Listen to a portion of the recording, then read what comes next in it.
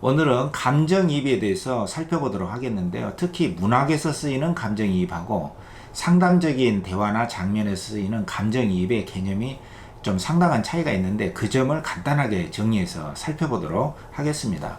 이 감정이입이라는 게 문학이라든가 예술 또 미학적인 관점에서 굉장히 중요하게 다뤄져 왔습니다. 그리고 상담적인 장면에서 쓰이는 이 감정이입이라는 것은 주로 치유와 성장이라는 관점에서 많이 다뤄져 왔는데요. 바로 공감을 가능하게 하는 공감의 첫 단계로서 감정이입을 중요하게 다뤄져 왔던 것이죠. 근데 그동안 이 문학이라든가 상담에서 쓰이는 이 감정이입이 과연 어떤 차이가 있는가, 이 점에 대해서는 그렇게 다뤄져 온 적이 없기 때문에 이번 시간에 우리가 간단하게 정리를 한번 해보도록 하겠습니다. 이 논의를 위해서 여러분들 이해를 돕기 위해서 세 작품을 간단하게 예시로 한번 살펴보도록 하겠는데요. 윤동주의 별 해는 밤, 엊그저께 광복절이었죠. 영화 동주라는 작품에서도 언급이 됐던 작품인데요. 수능에서 최초로 또 출제됐던 작품이기도 합니다. 별 해는 밤하고 마스오 바쇼라고 하는 그 일본인의 하이쿠의 그 대거장이죠. 그 사람이 지은 너무나 울어서 텅 비어버린 매미, 이 간단한 구절, 그리고 황동규의 매미, 이 세 작품을 가지고 함께 살펴보도록 하겠습니다. 그리고 이 과정의 논의를 통해서 이 감정이입이라는 게 어떤 단순한 표현 기법이라든가 어떤 대화의 기법적인 차원에 그치는 것이 아니라 어떠한 가치와 의미를 지니고 있는가, 그 점에 대해서도 아울러 정리해보는 시간을 가져보도록 하겠습니다.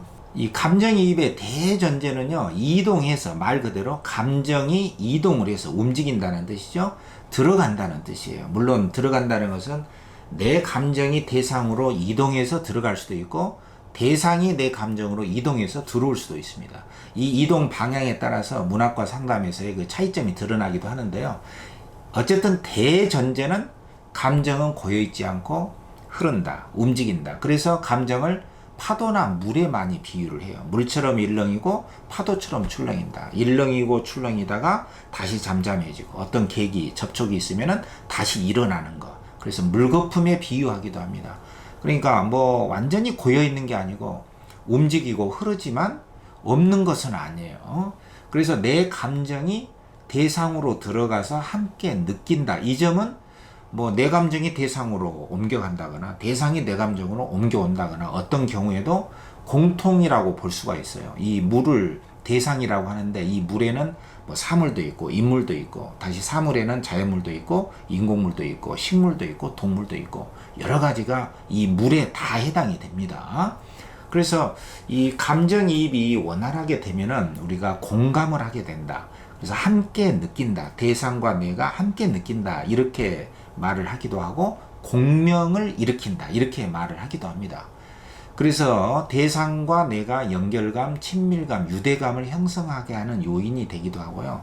사회적인 가치로 보면은 어떤 억압적이고 차별적이고 어떤 폭력적인 문제, 또 개인의 소외된 문제, 대인관계에서 여러 가지 그 부정적인 사회 문제를 해결하고 개선해 나가는데 이 감정이입이라든가 공감이 굉장히 큰 역할을 합니다. 물론 사회적인 배분의 문제에 있어서 어떤 주관적인 개인에 국한되는 문제이기 때문에 효율적인 배분의 문제에 있어서 조금 비효율적인 문제점을 낳는다, 이런 그 논박도 있기는 있어요. 그렇지만은 이 개인적인 어떤 존엄성 또 인격의 문제라든가 소외 차별의 문제를 해결해 나가는데 감정교육, 공감교육이 굉장히 중요하다. 이것은 우리가 널리 인정되고 있다. 그리고 나의 느낌을 존재하기 때문에 나의 감정과 느낌을 회복하는 데에는 이 감정이입과 공감이 굉장히 중요하고 또 나의 존재감을 느끼게 하는데도 굉장히 큰 역할을 하고 있다. 일단 우리가 이렇게 볼 수가 있습니다.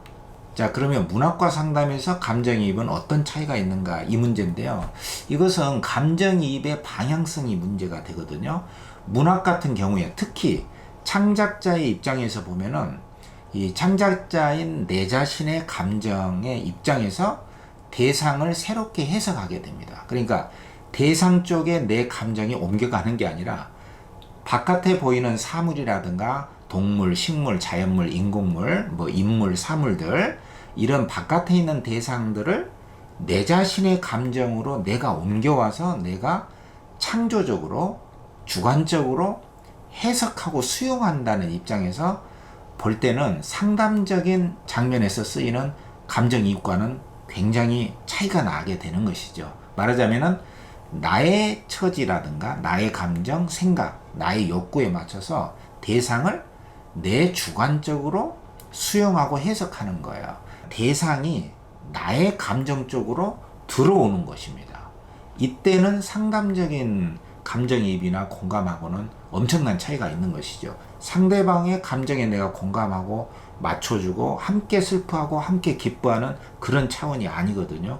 이것은 대상 자체를 내가 창조적으로 수용하고 해석하는 과정이기 때문에, 예를 들면 내가 슬프니 이 세상에 비가 오고 세상이 우는구나, 이런 식이죠. 그러니까 이런 창작의 관점에서는 내가 상대방에게 공감을 해주는 게 아니에요. 오히려 내 감정과 생각에 맞춰서 바깥 대상을 창조적으로 해석하고 수용하는 것이죠. 말하자면 대상을 내가 창조하는 것이라고 볼 수가 있어요.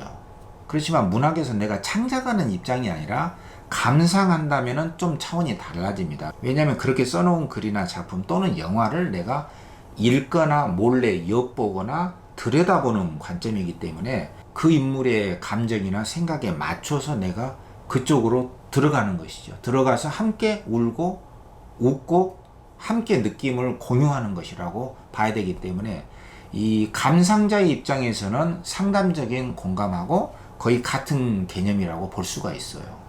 이를테면 작품 속의 화자나 인물이 그처럼 흐느끼고 가슴 아파하니 나 또한 울고 싶구나. 이것은 작품 속의 화자나 인물의 감정적으로 내 감정이 동화돼서 그쪽으로 내 감정이 옮아가서 일으키는 공감을 말하기 때문에 창작자의 입장하고는 완전히 다른 것이라고 볼 수가 있는 것이죠. 그리고 상담이라든가 이 대화적인 장면에서는 우리 앞에 있는 상대방의 감정이나 생각에 내가 공감을 하고 동화가 돼서 일체감을 형성하면서 함께 기뻐하고 함께 슬퍼해 주는 것이기 때문에 문학 창작의 입장하고는 다르지만 문학 감상의 입장하고는 공통되는 부분이 있다고 볼 수가 있거든요. 정리하자면 문학 창작의 경우에는 내 감정과 내 생각에 맞게 대상을 끌어와서 주체적으로 변형해서 해석하는 과정이기 때문에 차이점이 있다, 이렇게 볼 수가 있는 것이고요. 문학 감상이라든가 상담적인 대화, 이런 방면에서의 감정이입과 공감은 공통점이 있다. 말하자면 내가 대상 속으로 내 감정이 옮아가서 대상의 감정과 하나가 돼서 느끼는 공감을 의미하기 때문에 이런 문학 감상의 차원에서는 상담적인 대화와 공통점이 있다, 이렇게 볼 수가 있는 것이죠.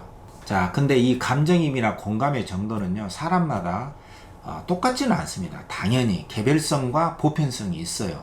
내 감정이 대상 속으로 이동을 한다고 해도, 슬퍼도 상대방의 슬픔을 내가 느낀다 해도 똑같지는 않습니다. 그 질적 수준에 있어서 대상의 슬픔, 대상의 기쁨을 내가 똑같은 질적 수준으로 같이 완전히 똑같이 느끼는 것은 아니에요. 왜냐하면은 나의 개별적이고 고유한 감정의 빛깔이 있기 때문이고, 물론 함께 느낀다는 그 점에서는 보편성이 있는 것이죠. 이런 점에서는 이 논어에 나오는 화이부동이라고 하는 성격을, 감정이입이나 공감력은 그 특징적인 성격을 가지고 있다고 볼 수가 있거든요.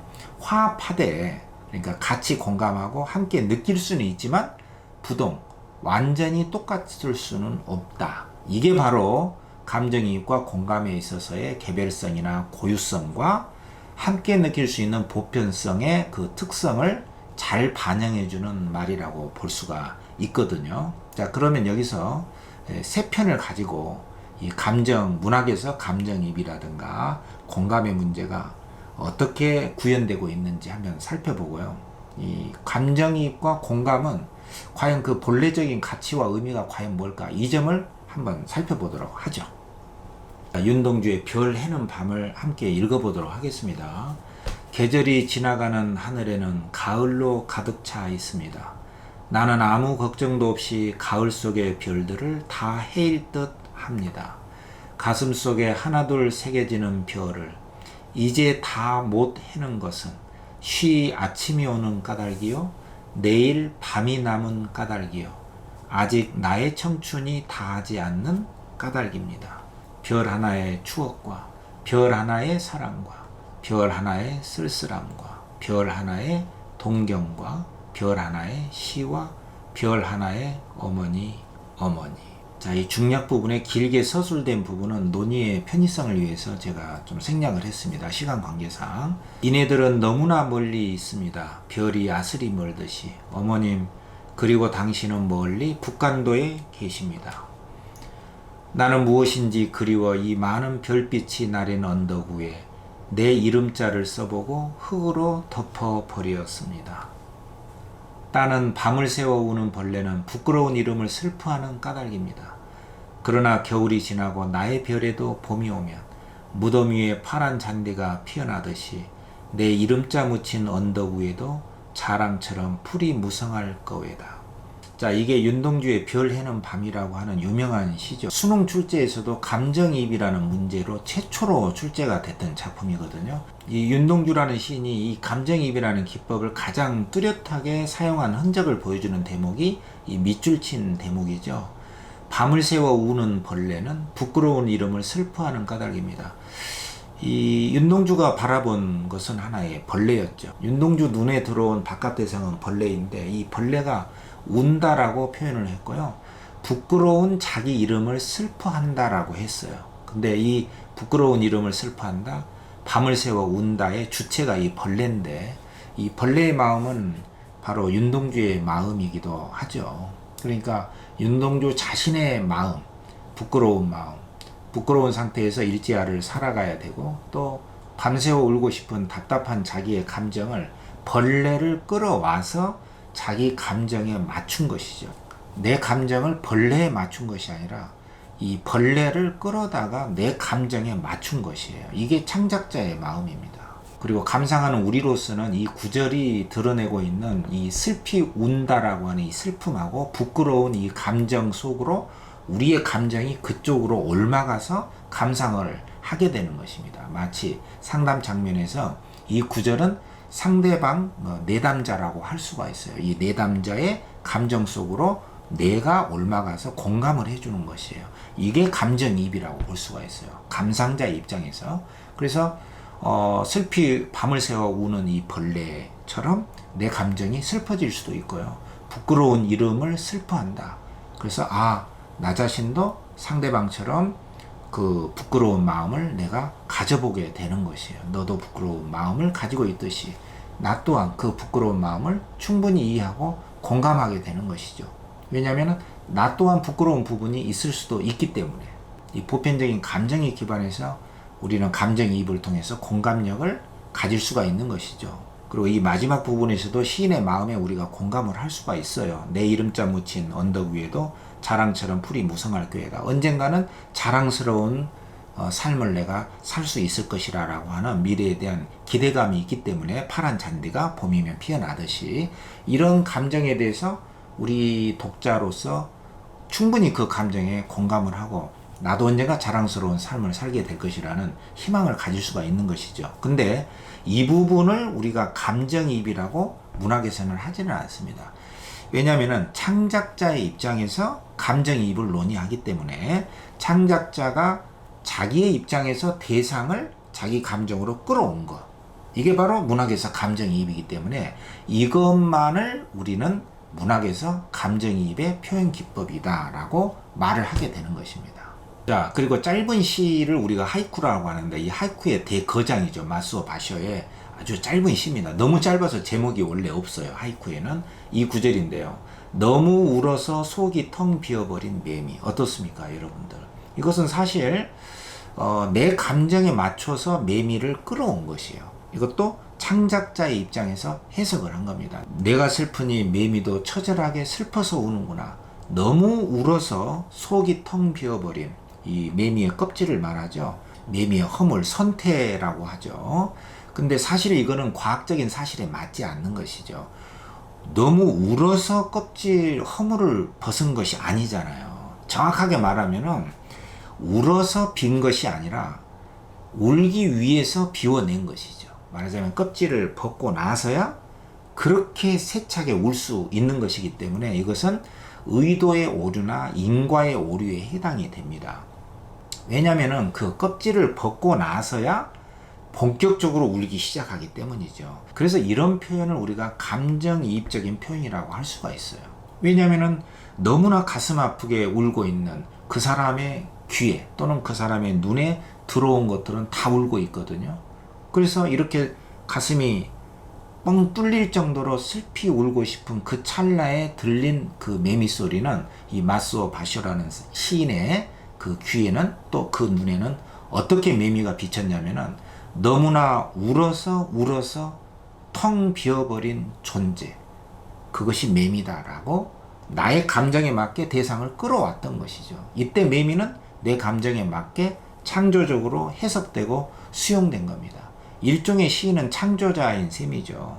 눈에 보이는 것마다 들리는 것마다 내 감정에 맞게 해석을 합니다. 끌어들이죠. 끌어들임으로써 창조하는 것이 시인이라고 볼 수가 있거든요. 대상에 내가 따라가는 것이 아니에요. 주체적인 창조자입니다. 이게 감정이입이고 공감의 차원이라고 볼 수가 있거든요. 문학에서. 그렇기 때문에 문학에서 내 감정에 맞게 대상을 끌어와서 대상이 오히려 내 감정에 들어온다는 의미에서의 감정이입이라고 하는 것은 내 감정 느낌을 되살려주는 것을 의미합니다. 내 감정의 회복을 의미하고요. 이 시도 역시 마찬가지죠. 이런 관점에서 보면은 너무나 아프게 울어서 속이 다 타들어가서 텅 비어버린 나, 슬픈 나를 나의 감정을 표현하기 위해서 매미를 끌어들인 것이죠. 매미 속에서 내 감정을 보는 것이에요. 그래서 당신 속에서, 보이는 것 속에서 내 감정을 보고 내 감정을 느끼는 존재.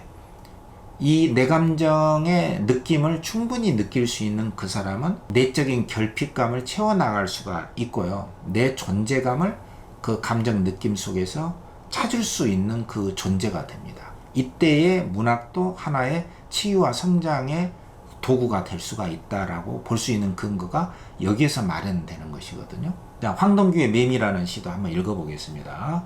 황동규는 자기의 감정을 매미 속에서 어떻게 발견하고 그 매미를 내 속으로 어떻게 끌어들였는지 그것을 한번 보겠습니다. 황동규, 매미, 황동규.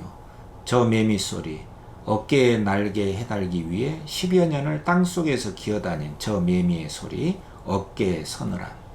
나도 50몇 해를 땅바닥에서 기어다녔다. 매년 이삿짐 싸들고 전셋짐 돌아다니기도 했다. 꿈틀대며 울기도 고개 쳐들고 소리치기도 했다. 어두운 봄꽃에 환한 가을산도 있었다. 이제 간신히 알게 된 침묵, 50몇 해 만의 울음. 이 매미라는 시도 매미 속에서 내 감정을, 나의 삶을 떠올리고 잊혀졌던 또는 잃어버렸던 그 감정을 소환해낸 것이죠. 말하자면 매미 속에서 내 과거의 삶을 떠올릴 수 있었던 것이고요. 잊어버렸거나 잃어버렸던 나를 봅니다. 이게 바로 감정이입이라든가 공감이 문학에서는 감정의 회복을 의미합니다. 50세가 훌쩍 넘은 다음에야 바로 내가 저 매미였음을 충분히 느끼는 것이죠. 그것은 내 뿌리를 이루고 있었던 감정을 주축으로 해서 대상을 창조적으로 해석해낸 것이라고 볼 수가 있거든요. 그래서 예전에는 미처 몰랐던 어떤 슬픔이라든가 충분히 애도하지 못했던 어떤 과거의 어떤 아픔들이 있다면은 언젠가는 어떤 대상에 촉발이 돼서 그 감정이 되살아나게 됩니다. 그 감정을 다시 느끼고 되살려냈을 때 바로 내 아픔의 흔적을 내가 느끼게 되는 것이죠. 이때가 바로 내 감정과 접촉하게 되는 순간이고 잊혀졌던 또는 잃어버렸던 내 감정을 회복하고 내 느낌을 충분히 느끼게 되는, 내 존재감을 느끼게 되는 그 시간이라고 볼 수가 있거든요. 그래서 충분히 슬퍼하고 고통스러워야 했을, 그러나 그 당시에는 충분히 아파하지 못했던 어떤 삶을 사느라고 내 삶을 지금에서야 회복하게 되는 계기가 돼요. 그때는 묻어두었던 감정의 출현이다. 이렇게 볼 수가 있습니다. 자, 이렇게 볼 때 감정이입의 의미와 가치는 뭘까? 간단하게 정리를 해보면요. 첫 번째로 감정이입은 언젠가 잃어버렸거나 잊혀졌던 그 감정 느낌을 고스란히 소환하고 회복하는 과정이라고 볼 수가 있어요. 두 번째는 공감의 첫 출발이 됩니다. 무엇보다도 대상에 대한 공감도 공감이지만 나 자신과의 공감, 내 존재감 회복이라고 볼 수가 있어요. 그 세 번째로 내적인 결핍. 내적으로 결핍된 사람은 계속해서 바깥으로 헤매고 다닙니다. 누군가에게 매달리고 울고, 그래서 그 공허함을 메꾸기 위해서 방황에 방황을 거듭하게 되죠. 그렇지만 내 감정과 잊었던 내 감정, 느낌, 내 생각들을 다시 떠올리고 그 느낌에 접촉을 하게 될 때 공허함은 채워지게 됩니다. 내 것을 찾게 되죠. 일종의 광복절이라고 할 수 있습니다. 정신의 광복절이죠. 그리고 네 번째로 내 존재감을 회복하고 내 것이라고 하는 거, 내 것이 없는 느낌이다 했을 때는 그 인지되지 않은 내 감정이 무엇인지를 모르기 때문에 이 감정이 바로 그것이었구나, 그것의 의미를 잘 인지를 못하기 때문에 내 안에서 일어나고 있는 감정의 일렁임이라든가 출렁임들이 끊임없이 이어지고 물처럼 파도처럼 출렁거리고 있는데, 그 감정을 정확하게 읽어주고 내 자신이 이해하고 받아줄 때 그게 바로 내 것이라고 할 만한 그 감정과 생각이거든요. 그래서 내 것을 회복하는, 내 것이 있다고 하는 그 느낌을 자각할 때 바로 내 존재감도 느끼게 되는 것이기 때문에 이 감정이라고 하는 것은, 이 감정이입이나 공감이라고 하는 것은 이 두 번째, 나와의 공감력을 회복하는 가장 큰 의미가 있다고 볼 수가 있고, 이런 점에서 이 감정이입과 공감은 내 자신의 존재감, 바깥에서 채워질 수 없는 나 자신에 대한 존재감을 회복하는데 크나큰 가치와 의미가 있다, 이렇게 정리를 할 수가 있는 것이죠. 자, 여기까지 감정이입과 공감의 문제가 문학과 상담적인 대화 장면에서는 어떤 차이점이 있는지 간단하게 살펴봤습니다. 문학 창작의 경우는 창조자의 입장입니다. 자기 감정과 생각에 뿌리를 두고 바깥 대상들을 끌어들여서 내 입장에 맞춰서 창조적으로 해석해 나가는 과정으로 볼 수가 있겠고요.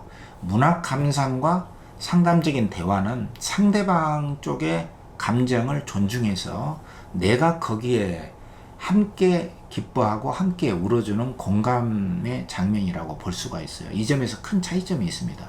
어느 쪽이든 간에 이 감정이입과 공감은 대상과의 일체감, 연대감, 친밀감을 회복하는 중요한 수단이라는 점을 우리가 알 수가 있습니다. 특히 이 감정이입과 공감이 중요한 이유는 내 존재감을 회복시켜 줄 수 있는 가장 중요한 역할을 하기 때문입니다. 잊혀졌던, 또 내가 잃어버렸던 그 감정의 순간들을 다시 소환해서 지금 이 순간 생생하게 살아있는 내 것의 느낌을 그대로 느껴준다는 거, 이게 감정이입과 공감의 가장 중요한 요인이기 때문에 내 안에 어떤 내적 공허함이라든가 내적 결핍감을 채워나가고 해결해 주는데 많은 역할을 할 수 있다고 믿습니다. 그래서 세 개 작품을 중심으로 이 문제를 살펴봤고요. 우리가 창작자의 입장에서 내 감정을 중심으로 대상을 주체적으로 해석을 할 수도 있고, 또 대상 속으로 들어가서 내가 공감을 하면서 내 감정을 확인할 수도 있다고 봅니다. 이런 점에서 다음 한 주도 바깥으로 계속해서 새로운 것만을 찾아서 내적 결핍감을 해소하기보다는 이 감정이입과 공감의 문제를 생각하면서 의미 있는 한 주가 되시기를 바라겠습니다.